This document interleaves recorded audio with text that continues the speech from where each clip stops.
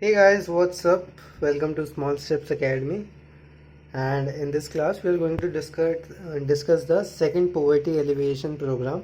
First, in the previous lesson, we learnt about first alleviation program, poverty alleviation program, that was National Food Security Act 2013. Okay, and in this class, we are going to study our second one, that is Manrega. MGREGA. Okay, and you must have known also its full form. It's Mahatma Gandhi National Rural Employment Guarantee Act. Okay, it was notified on 7 September 2005. And what is the objective of this? It basically provides a legal guarantee for 100 days of employment in every financial year to adult members of any rural household willing to do public work related unskilled manual work at statutory minimum wage. Okay, so its basic objective was to give the employment to the rural adult members of those who are living in rural area. Okay, 100 days on employment in every financial year at their minimum wage. Okay, now the question comes, who monitor this? So Ministry of Rural Development monitor this, MRD. It comes under Government of India, is monitoring the entire implementation of this scheme in association with the state government. So the objective of this act is to enhance the livelihood security in rural area by providing at least 100 days of guaranteed wage employment in a financial year to every household whose adult members volunteer to do unskilled manual work. Okay, now we will be discussing about the goals. What are its goals? The goal of Manrega. So the first goal is that it provides a strong social safety net for the vulnerable groups by providing a fallback employment source when other employment alternative are scarce or inadequate. Okay, so this was the first goal of this Manrega.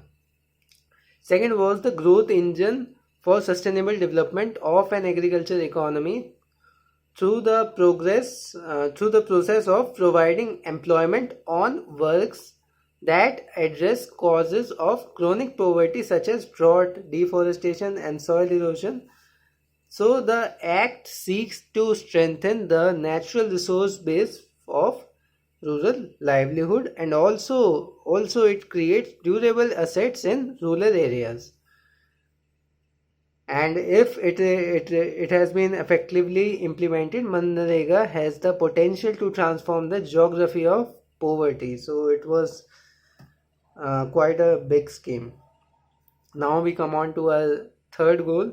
Third goal was to empowerment of rural poor through process of a right-based law. Now coming to the fourth one.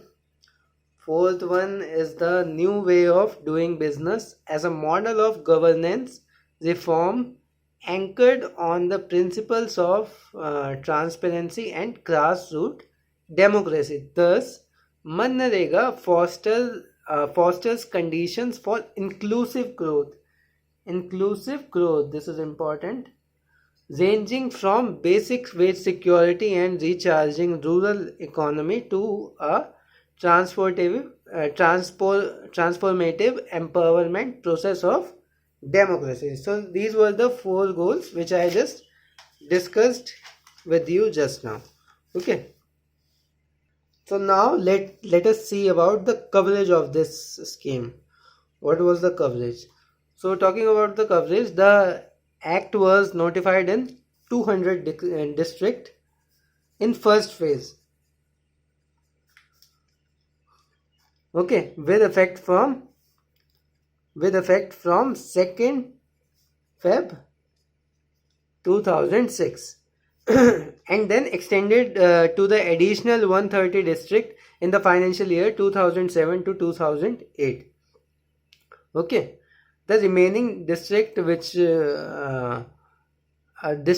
have been notified under NREGA with effect from 1st April 2008, that whatever the remaining district was there which was not earlier, they have been notified under the MNREGA program with effect from 1 April 2008. So on 1 April 2008 they mostly covered all the district. Whatever the remaining was also there earlier, they also covered on this date. Thus we can say that the NREGA covers the entire country with the exception of districts that have a 100% urban population. So now I will be just giving you some features of this act point by point. Okay, so the first point is, okay, it's just a revision. Adult member of a rural household willing to do unskilled manual work may apply for registration in writing or orally to the local Gram Panchayat. Okay. The second point is that the Gram Panchayat after due verification will issue a job card. First he has to apply, then after the verification he will get a job card. The job card will bear the photograph of all adult members in the household willing to work under MNREGA and is free of cost. Okay, so let's talk about job card now. More about job card. So the job card should be issued within 15 days of application. 15 days of application. Okay, so now also a job card holder may submit a written application for employment in Gram Panchayat stating the time and duration for which work is sought. The minimum days of employment have to be at least 14. Minimum employment days is 14. Okay. And the next point is that employment will be given within 15 days of application for work. If it is not, then daily unemployment allowances as per the act has to be paid. Liability of payment of unemployment allowances is of the state. If he is not given the job within the 15 days of application of work, then he will get the unemployment allowances by the state, whichever state he is living. Okay. Next point is work should ordinarily be provided within the 5 km radius of the village. 5 km radius of the village. In case the work is provided beyond 5 km, extra wage of 10% extra wage are payable. Okay. Extra wage to meet the additional transportation and living expenses. Okay, so now coming to the next point. Next point are that wages are to be paid according to the Minimum Wage Act, and which is the year of this? 1948, for agricultural labor in state, unless the center notify a wage rate which will not be less than rupees 60 per day. Equal wages will be provided to both men and women. Okay. Next point is wages are to be paid according to the piece rate or daily rate. Disbursement of wages has to be done on weekly basis and not beyond a fortnight in any of the case. Next point is at least one third beneficiaries shall be women. Okay, this is important. 1/3 beneficiary shall be women who have registered and requested to work under the scheme. Okay. Due to this, participation of women in MNREGA has increased to 45% from less than 48% in the past. So, okay, so next point is that work site facilities such as creche, drinking water, shades have to be provided. Okay. Next point is the shelf of project for a village will be recommended by the Gram Sabha and approved by the Jila Panchayat.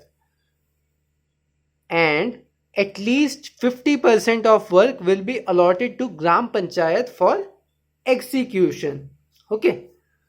Okay, so next point.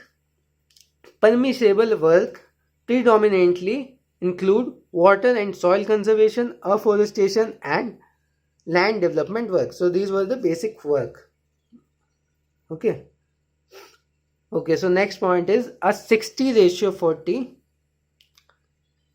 wage and material ratio has to be maintained. Okay, wage and material, and no contractors and machinery is allowed. Okay. Next point is that the government bears the 100% wage cost of unskilled manual labor and 75% of the material cost, including the wages of skilled and semi-skilled worker.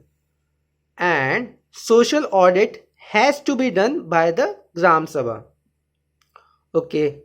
Also, talking about grievances redresses mechanism have to be put in place for ensuring a responsive implementation process. So there was grievance redressal also in this Manrega. Okay, and the last point is that all accounts and records relating to the scheme should be available for the public scrutiny. So it was all transparent, so it was available for the public to scrutinize. They can also see that, so it was kind of transparent. Okay, so that was all for Manrega scheme. In the next class, we will be discussing about Deen Dayal Antyodaya Yojana, which is also known as Day Yojana, DAY. Okay, so thank you guys for watching this video, and if you like this video, you can give this a thumbs up. Okay guys, bye.